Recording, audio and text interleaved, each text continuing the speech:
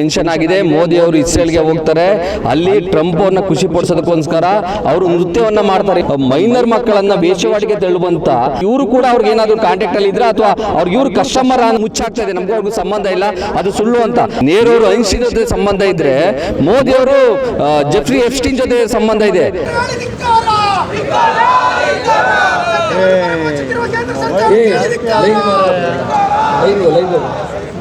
ಜಾಸ್ತಿ ಆದ್ರೆ ಇವರೆಲ್ಲ ಅತಿ ಹೆಚ್ಚು ಮೈನರ್ ಹೆಣ್ಣು ಮಕ್ಕಳನ್ನ ಏನು ವ್ಯಭಿಚಾರಕ್ಕೆ ಹಾಳು ಮಾಡಿದಂತ ಜೆಫ್ರಿ ಎಪ್ಸ್ಟೈನ್ ಅವರ ಸಂಬಂಧವನ್ನ ಮೋದಿ ಅವರು ಇಟ್ಕೊಂಡಿದ್ದಾರೆ ಅಂತ ಹೇಳಿ ಅವರ ಮೇಲಲ್ಲೇ ಗೊತ್ತಾಗಿದೆ. ಬಾಬರನ್ ಅವ್ರಿಗೆ ಮೇಲ್ ಏನ್ ಮಾಡಿದ್ದಾರೆ ಜೆಫ್ರಿ ಎಪ್ಸ್ಟೈನ್ ಅವರು, ಆ ಮೇಲಲ್ಲಿ ಗೊತ್ತಾಗಿದೆ.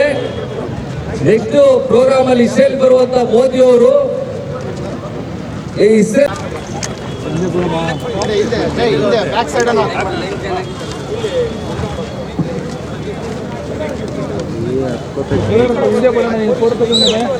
ಕಾಂಗ್ರೆಸ್ ವತಿಯಿಂದ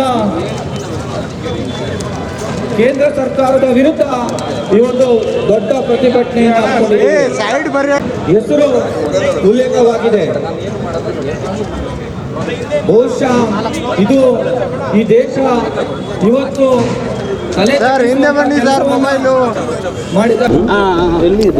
ನೋಡಿ, ಮೋದಿ ಅವರು ಬಂದ ನಂತರ ದೇಶವನ್ನು ಹಾಗೆ ಮಾಡ್ತೀನಿ ಈಗ ಮಾಡ್ತೀನಿ, ಬೇಟಿ ಬಚಾವೋ ಬೇಟಿ ಪಡಾವೋ ಅಂತ ಹೇಳ್ತಾ ಇದ್ರು. ಆದರೆ ಜೆಫ್ರಿ ಎಪ್ಸ್ಟೈನ್ ಅವರ ಸಂಬಂಧ ಯಾವ ರೀತಿ ಇತ್ತು ಮೋದಿ ಅವ್ರದ್ದು ಅಂತ ಇಲ್ಲೇ ಗೊತ್ತಾಗ್ತಾ ಇದೆ. ಯಾಕಂದರೆ ಅಲ್ಲಿ ಮೇಲಲ್ಲಿ ಮೆನ್ಷನ್ ಆಗಿದೆ, ಮೋದಿ ಅವರು ಇಸ್ರೇಲ್ಗೆ ಹೋಗ್ತಾರೆ, ಅಲ್ಲಿ ಟ್ರಂಪ್ ಅವ್ರನ್ನ ಖುಷಿ ಪಡಿಸೋದಕ್ಕೋಸ್ಕರ ಅವರು ನೃತ್ಯವನ್ನು ಮಾಡ್ತಾರೆ ಅಂತ ಅವ್ರು ಮೆನ್ಷನ್ ಮಾಡಿದ್ದಾರೆ. ಅಂದರೆ ಮೋದಿ ಅದೇ ಕೆಲಸವನ್ನು ಮಾಡಿದ್ದಾರೆ, ಅದು ವರ್ಕೌಟ್ ಆಗಿದೆ ಅಂತಲೂ ಕೂಡ ಎಪ್ಸ್ಟೈನ್ ಅವರು ಬಾಬರನ್ ಅವ್ರಿಗೆ ಇಂಡಿಯಾದವ್ರಿಗೆ ಮೇಲ್ ಮುಖಾಂತರ ಸಲ್ಲಿಸಿದ್ದಾರೆ. ಅದು ಇದರಲ್ಲೇ ಗೊತ್ತಾಗುತ್ತೆ, ಒಬ್ಬ ಮೈನರ್ ಮಕ್ಕಳನ್ನು ವೇಶ್ಯವಾಟಿಕೆ ತೆರಳುವಂಥ ಅಮೆರಿಕದ ಭೂಗತ ದೊರೆ ಅಂತಲೇ ಹೇಳಬೇಕು. ಯಾಕಂದರೆ ತುಂಬ ವರ್ಷಗಳಿಂದ ಐಲ್ಯಾಂಡಲ್ಲಿ ಚಿಕ್ಕ ಚಿಕ್ಕ ಹೆಣ್ಣು ಮಕ್ಕಳನ್ನು ಇಟ್ಕೊಂಡು ಅವ್ರನ್ನ ವೇಶ್ಯವಾಟಿಕೆ ತೆರಳುವಂಥ ಜೆಫ್ರಿ ಎಪ್ಸ್ಟೈನ್ ಸಂಬಂಧ ಇವ್ರಿಗೆ ಹೆಂಗಿತ್ತು ಮೋದಿ ಅವ್ರಿಗೆ, ಅಂದರೆ ಇವರು ಕೂಡ ಅವ್ರಿಗೆ ಏನಾದರೂ ಕಾಂಟ್ಯಾಕ್ಟಲ್ಲಿ ಇದ್ರೆ ಅಥವಾ ಅವ್ರಿಗೆ ಇವ್ರು ಕಸ್ಟಮರ್ ಅನ್ನೋದು ಇಲ್ಲಿ ಡೌಟ್ ಬರ್ತಾ ಇರುವಂಥ ವಿಚಾರ.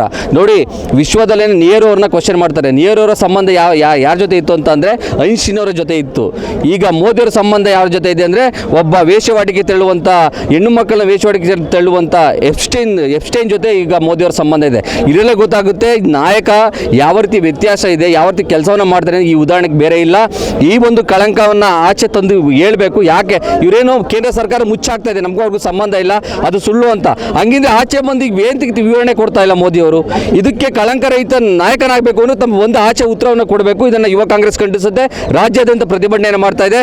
ತಾವು ಏನಾದ್ರೂ ಆ ಪಿಂಪ್ ಜೊತೆ ಸಂಬಂಧ ಇತ್ತಾ ಮೋದಿ ಅವರೇ, ಅಥವಾ ಆ ಪಿಂಪ್ಗೆ ಬೇಕಾದಂಥ ಕಸ್ಟಮರ್ ತಾವು ಏನಾರು ಆಗಿದ್ದ ಅಂತ ಯುವ ಕಾಂಗ್ರೆಸ್ ಕ್ವಶನ್ ಇರ್ತಾ ಇದೆ. ಇದನ್ನು ಖಂಡಿಸಿ ಪ್ರತಿಭಟನೆಯನ್ನು ಮಾಡ್ತಾ ಇದ್ದೀವಿ. ನಾಳೆ ರಾಜ್ಯಾದ್ಯಂತ ಎಲ್ಲ ಜಿಲ್ಲೆಗಳಲ್ಲಿ ಯುವ ಕಾಂಗ್ರೆಸ್ ಈ ಪ್ರತಿಭಟನೆಯನ್ನು ಮಾಡುತ್ತೆ. ಜನಕ್ಕೆ ಗೊತ್ತಾಗಬೇಕು, ಇವರು ಬೇಟಿ ಬಚಾವೋ ಬೇಟಿ ಪಡಾವೋ ಅಂತ ಹೇಳೋದು ಸುಳ್ಳು. ಅವರು ಒಂದು ಹೆಣ್ಣು ಮಕ್ಕಳನ್ನು ವೇಶ್ಯವಾಟಿಕೆ ತಳ್ಳುವಂಥ ಪಿಂಪ್ನ ಜೊತೆ ಸಂಬಂಧ ಇದೆ ಅಂತ ಅಂದರೆ ಮೋದಿಯವರ ವ್ಯಾಲ್ಯೂ ಯಾವುದೇ ರೀತಿ ಅಂತ ಇಲ್ಲೇ ಗೊತ್ತಾಗ್ತದೆ. ನಾನು ಮುಂಚೆನೇ ಹೇಳಿದೆ, ನೇರವರು ಐನ್ಸ್ಟೀನ್ ಜೊತೆ ಸಂಬಂಧ ಇದ್ದರೆ ಮೋದಿಯವರು ಜೆಫ್ರಿ ಎಪ್ಸ್ಟೀನ್ ಜೊತೆ ಸಂಬಂಧ ಇದೆ. ಆ ಫೈಲ್ಗಳು ಇವರು ವ್ಯವಹಾರಗಳು ನಡೆದಿದೆ, ಇವರು ಕೂಡ ಅವ್ರ ಕಸ್ಟಮರ್ ಅಂತ ಗೊತ್ತಾಗ್ತಾ ಇದೆ. ಇದಕ್ಕೆ ಉತ್ತರವನ್ನು ಮೋದಿಯವರು ಕೊಡಬೇಕು, ಕೇಂದ್ರ ಸರ್ಕಾರ ಕೊಡಬೇಕು. ದೇಶದ ಪ್ರಧಾನಿ ಮೇಲೆ ಈ ರೀತಿ ಆರೋಪ ಬಂದರೆ ಸರ್ ದೇಶದ ಜನರಿಗೆ ಅಲ್ಲ, ದೇಶದ ಜನಕ್ಕೆ ಆರೋಪನ ಸರಿಯಾಗಿ ಇವರು ಮಾಡಿಲ್ಲ, ತಪ್ಪು ಮಾಡಿಲ್ಲ ಅಂತ ಆಚೆ ಬಂದು ಹೇಳ್ಬೇಕಲ್ಲ.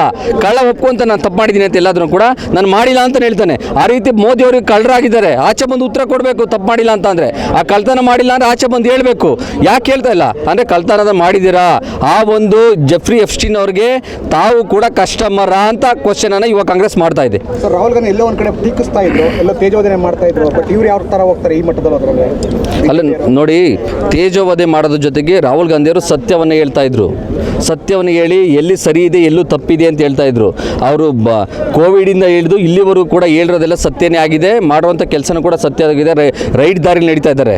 ಏನು ದಾರಿ ಟಫ್ ಇರ್ಬೋದು ಅಷ್ಟೇ, ಹೋಗ್ತಾ ಇರೋ ದಾರಿಯೆಲ್ಲ ಸರಿ ದಾರಿಯಲ್ಲೇ ರಾಹುಲ್ ಗಾಂಧಿ ಹೋಗ್ತಾ ಇದ್ದಾರೆ. ಮೋದಿಯವರು ಆ ರೀತಿ ಅಲ್ಲ, ಅವರು ಕಳಂಕ ನಾಯಕ, ಕಳಂಕದಿಂದನೇ ಬಂದಂಥವ್ರು. ಈಗ ವಿಶ್ವದಲ್ಲಿ ಕಳಂಕವನ್ನು ಮೈಗಂಟಿಸ್ಕೊಂಡಿದ್ದಾರೆ, ಅವ್ರು ಉತ್ತರವನ್ನು ಕೊಡಬೇಕು. ಕೇಂದ್ರ ಬಜೆಟ್ ಬಗ್ಗೆ ಸರ್ ನೋಡಿ, ಕೇಂದ್ರ ಸರ್ಕಾರ ಬಜೆಟ್ ಮಾಡಿದ ತಕ್ಷಣ ಸೆನ್ಸೆಕ್ಸ್ ನಮಗೆ 1550 ಕಡಿಮೆ ಆಗಿದೆ. ಇದರಲ್ಲೇ ಗೊತ್ತಾಗಿದೆ ಕೇಂದ್ರ ಸರ್ಕಾರ ಬಜೆಟ್ಟು ಮಣ್ಣು ಕಚ್ಚಿದೆ. ಯಾರೋ ಪತ್ರಕರ್ತರ ಕೇಳಿದ್ರೆ ಫೈನಾನ್ಸ್ ಮಿನಿಸ್ಟರನ್ನು ಏನು ಮಿಡ್ಲ್ ಕ್ಲಾಸ್ಗೆ ಏನು ಮಾಡಿದ್ದೀರಾ ಅಂತ ಅಂದರೆ ವಾ ಅಂತ ಆ ಥರ ಸೌಂಡನ್ನು ಮಾಡಿ ಉತ್ತರನ ಕೊಡ್ತಾ ಇಲ್ಲ. ಅಂದರೆ ಏನು ಕೂಡ ಮಾಡಿಲ್ಲ.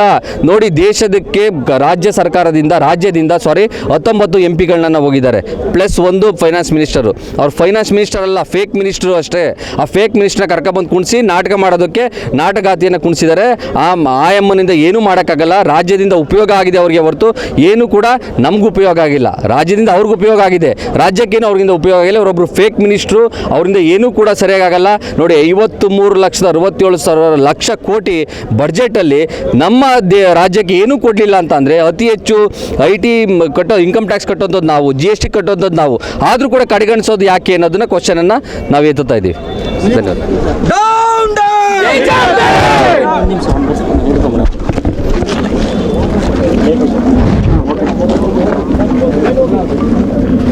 ಹೆಚ್ಚಿನ ವಿಡಿಯೋಗಳಿಗೆ ಪ್ರತಿಧ್ವನಿ ಯೂಟ್ಯೂಬ್ ಚಾನೆಲ್ ಸಬ್ಸ್ಕ್ರೈಬ್ ಮಾಡಿ, ಬೆಲ್ ಐಕಾನ್ ಕ್ಲಿಕ್ ಮಾಡಿ.